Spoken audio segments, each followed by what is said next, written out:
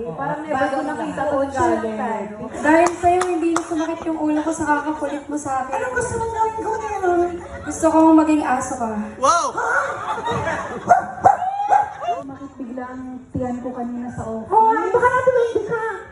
Naniniwala ka ba na baka tuloy? Ang sakit ng tiyan ko.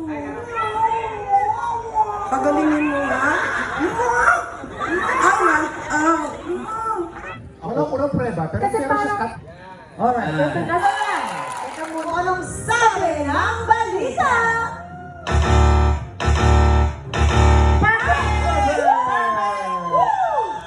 Perfectly wrong. Lahat mali. Kasi akala ko sa sarili ko magaling ako kumilatis ng tao. Pero alam mo, sa totoo lang kasalanan ni Kuya Jason to eh. Kasi nagulo talaga ako sa mga sinasabi niya.